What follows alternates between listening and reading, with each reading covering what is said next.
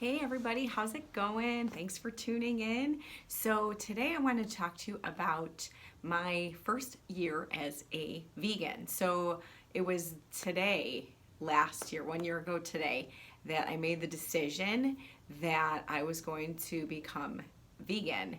And the reasons that I initially started on that journey are it was just kind of a spur of the moment decision. I have been, you guys know I'm a fitness and nutrition coach, so I've been, you know, taking care of myself pretty well for a while, and I was already eating pretty clean. I already wasn't doing dairy because I have celiac disease and I'm lactose intolerant, so I wasn't doing gluten or dairy. But I was still eating meat. I was eating some lactose free like cheese, but no milk or anything. And then I started a fitness program, and it was timed nutrition. And for the first time, I had to do timed nutrition. And every like 2 to 3 hours, I was eating a meal that included protein. And so I was eating a lot of eggs and a lot of chicken and a lot of like steamed or broiled fish. And I just got to the point where I was like, I cannot seriously eat another piece of chicken. Like, I can't stand it anymore. I need something else.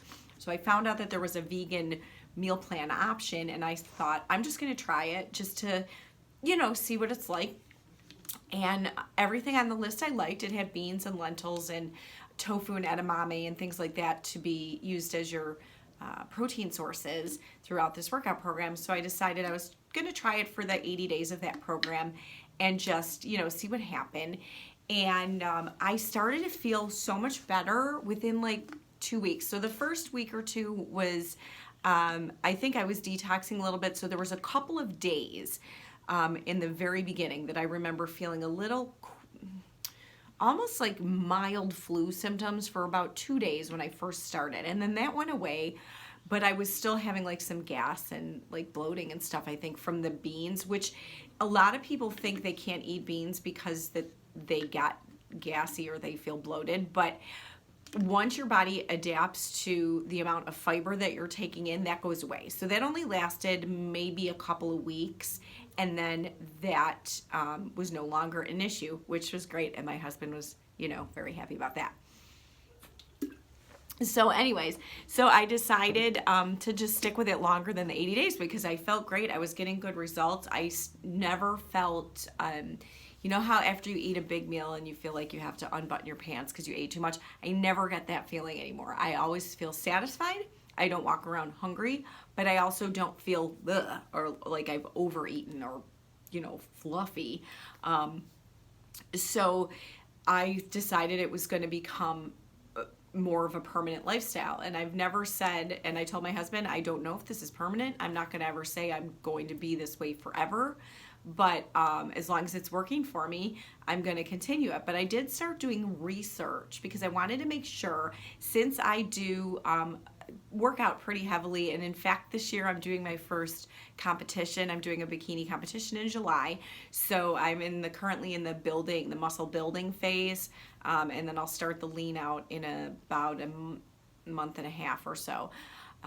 But I wanted to make sure that it was safe to be physically active. Can you build muscle as a vegan? I wanted to find out all these things. Nutritionally, I wanted to make sure that I was going to be able to get all the necessary nutrients that my body needs. And so the more and more I researched, the more I discovered you absolutely can be extremely healthy as a vegan. And in fact, some of the longest lived populations in the world with the least disease are vegan or nearly vegan. So like they tend to not eat dairy. They might eat 3 to 6 ounces of fish or meat a week as opposed to per meal, the way we do a lot in the US. And so it's more of a condiment than a main dish. And those populations tend to eat more vegetables, and then beans and potatoes and things like that as their main staples. So I've switched now to eating brown rice, sweet potatoes, quinoa, lots of beans. I love beans, every kind of beans. Daily I have beans.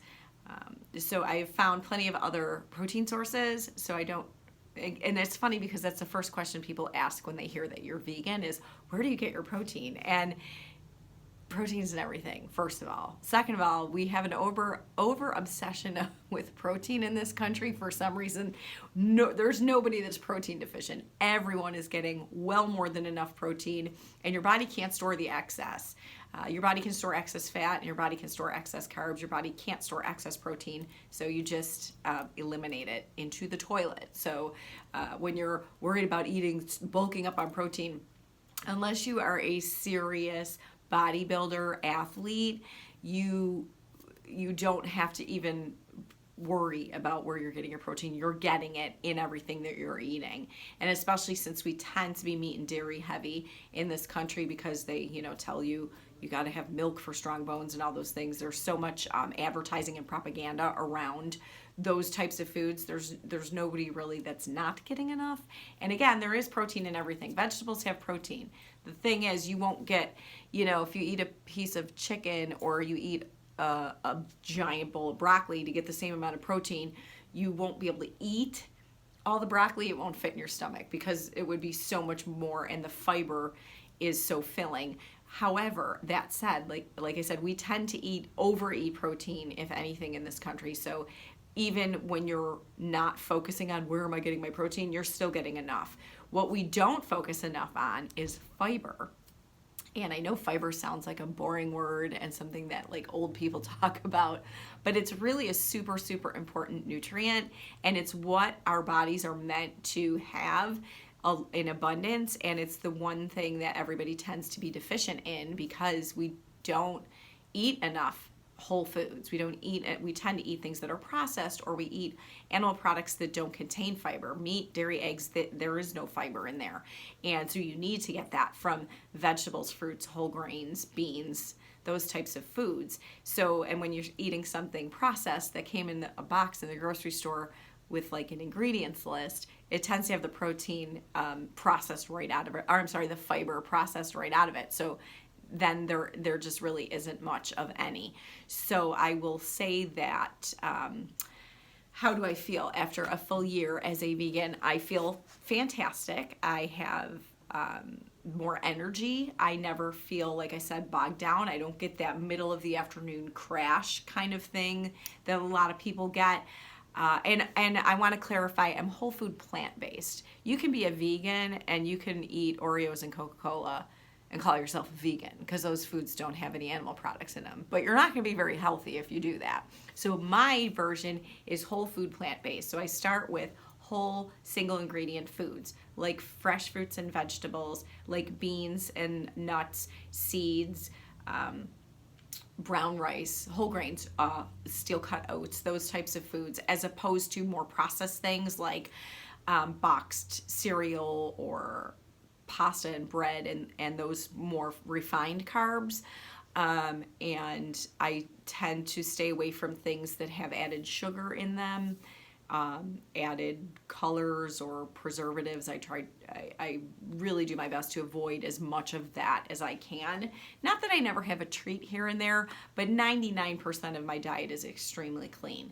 I am not fully raw. I don't know if I will ever be a fully raw vegan because I just like sweet potatoes too much, but I probably am 50 to 60% raw at this point. So I only eat maybe one cooked meal a day. Most of my food does tend to be raw, but maybe the sweet potato will be cooked. And there are beans that you really do have to cook or you can't eat them safely. So like red kidney beans need to be cooked. So, but I feel great, and I also, this journey has led me to doing other things for myself. So I did get my blood work done a couple months ago, and it was the best it's ever been in my entire life. So everything is well within normal range. Everything is, my cholesterol is very low. My triglycerides, which I had high triglycerides, like genetically high as a kid, those are very well within normal now. My creatinine is normal, and I donated a kidney 6 years ago, so my creatinine was elevated, and I was told it would always stay elevated because I was operating with one kidney, but it's not elevated anymore. It's absolutely normal. So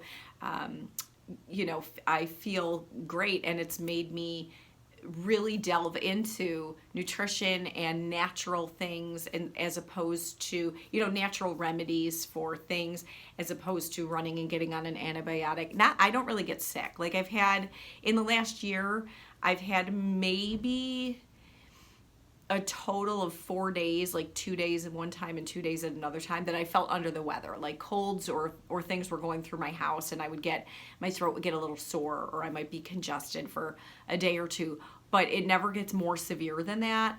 I haven't needed to go to a doctor at all for anything. Like I said, I did opt to have some blood work done.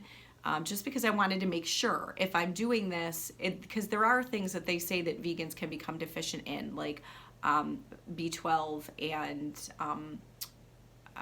iodine and a couple of things like that. So I wanted to just make sure that I was eating the right foods to make sure I don't become deficient in those things, and I'm not deficient in any of those things. So yay! So I'm doing something right, which is great.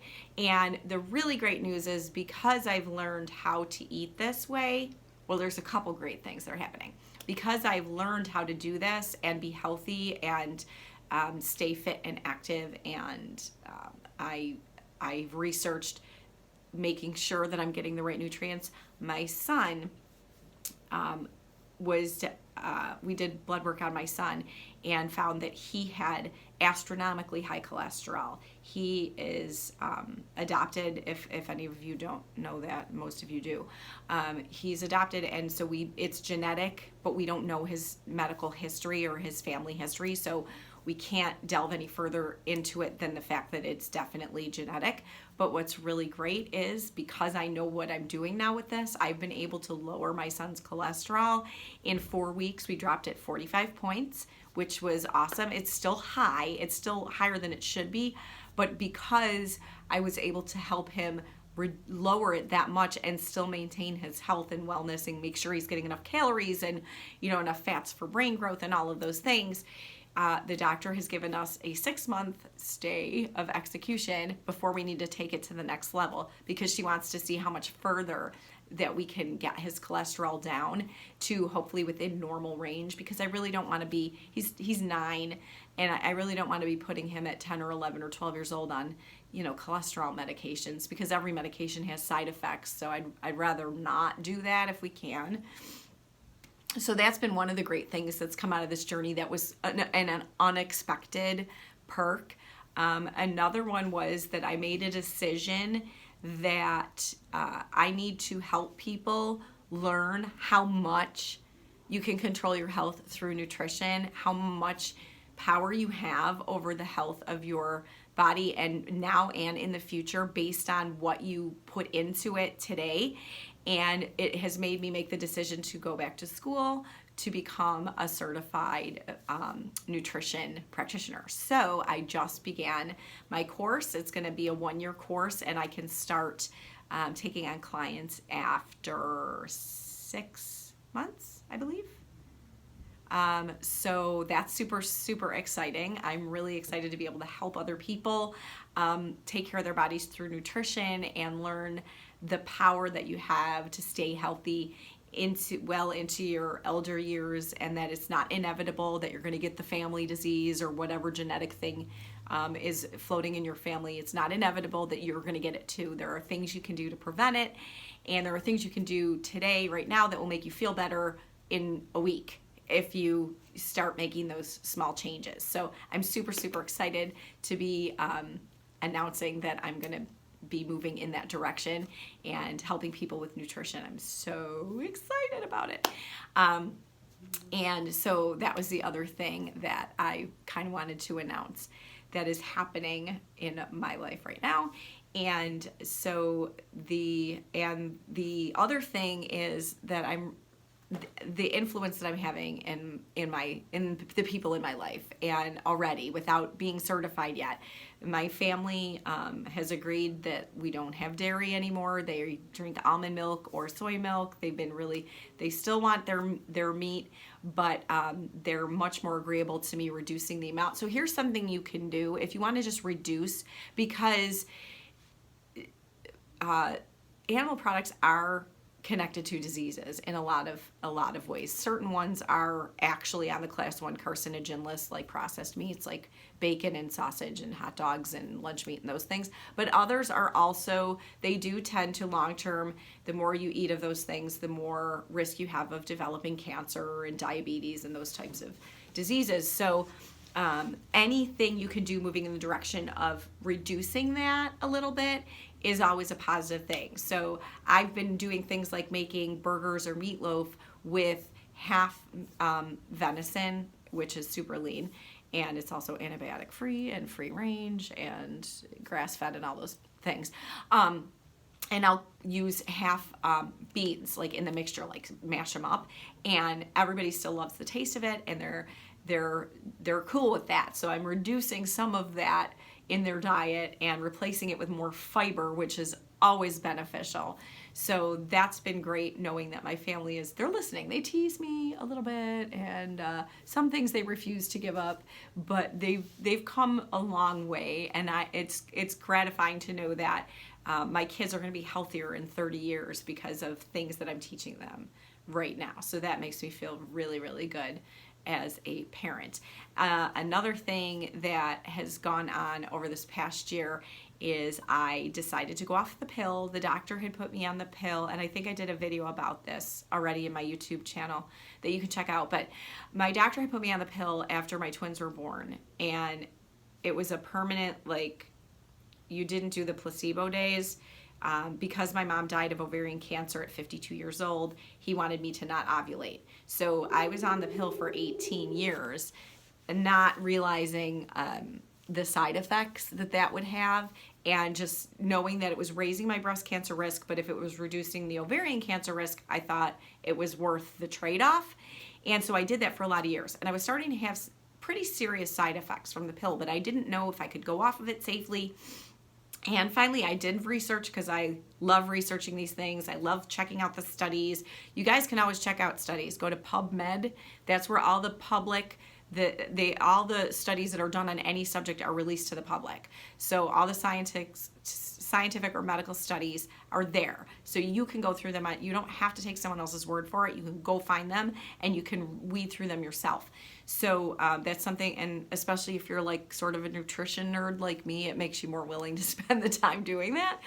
So I decided to go off the pill, and I did find out that because I was on it for more than 5 years, my ovarian cancer risk is like plummeted for at least 30 years. So I'll be, close to 80 before I have to make any kind of, be in any way concerned about that. So went off the pill, and I was worried because, they say that you can have like really a rough time with either menopause or, really heavy periods, painful and all that. And so the amazing thing is that I've had nothing. Like I had a couple days of hot flashes when my body was initially adjusting, and then that went away. I have no premenopause symptoms. I have no all the classic period symptoms I used to have before I had kids: the bloating, the cramping, the feeling like crap, the headaches, the zits. I don't have any of those things. None. I don't feel any different.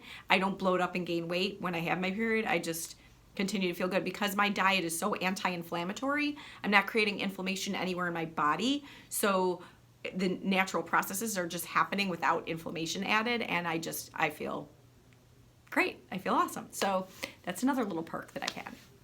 And I'm sorry if you're a guy and you didn't want to hear about that, feel free to just scroll past me. You don't have to watch that.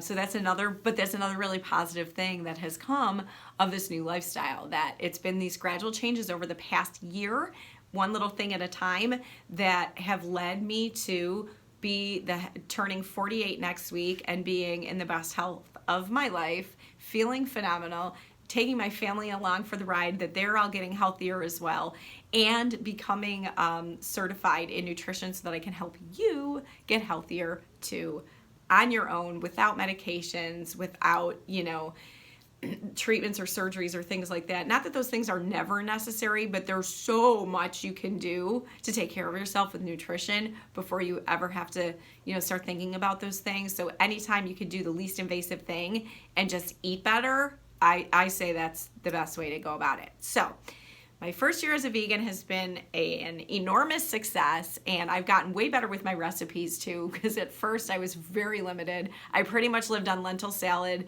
and baked sweet potatoes for about the first month until I figured out how to make really yummy meals. But now I do know how to make yummy meals, and in my free group for my clients and anybody else who needs support with fitness or nutrition, I have tons of recipes in there, and most of them are vegan or vegetarian. So you can always hop in, request to join that group, and I'd be happy to have you, and you can check out all the recipes. So that's it. First year of veganism has been great, and I'm going for year 2, and I'll check back in with you after that, and we'll see how it's still going. Everybody have an awesome day. Bye.